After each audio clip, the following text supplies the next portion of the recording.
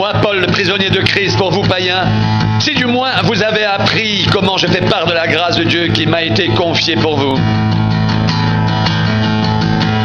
C'est par révélation que j'ai eu connaissance du mystère sur lequel je viens d'écrire en peu de mots.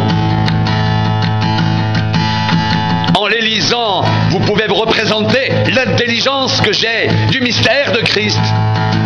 Il n'a pas été manifesté aux fils des hommes dans les autres générations, comme il a été révélé maintenant par l'Esprit aux saints apôtres et prophètes de Christ.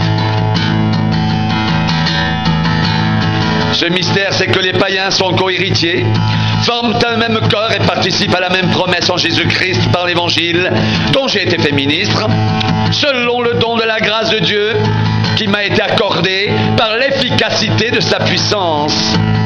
À moi, qui suis le moindre de tous les saints, cette grâce a été accordée d'annoncer aux païens les richesses incompréhensibles de Christ et de mettre en lumière le moyen de faire connaître le mystère caché de toute éternité en Dieu qui a créé toutes choses.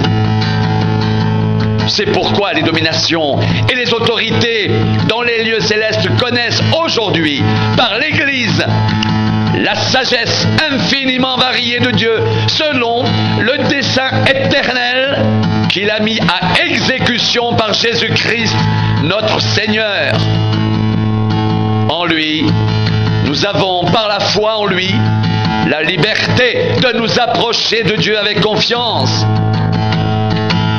Aussi, je vous demande de ne pas perdre courage à cause des afflictions que j'endure pour vous. Elles sont votre gloire.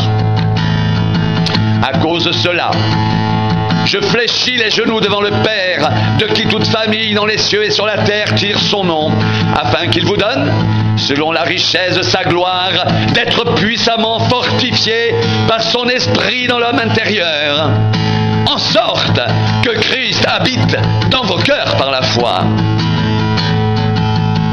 Étant enraciné et fondé dans l'amour, que vous puissiez comprendre avec tous les saints quelle est la largeur, la longueur, la profondeur et la hauteur, et connaître l'amour de Christ qui surpasse toute connaissance, en sorte que vous soyez remplis jusqu'à toute la plénitude de Dieu. Or, à celui qui peut faire, par la puissance qui agit en nous, infiniment au-delà de ce que nous demandons ou pensons, à lui soit la gloire dans l'Église et en Jésus-Christ, dans toutes les générations, au siècle des siècles. Amen.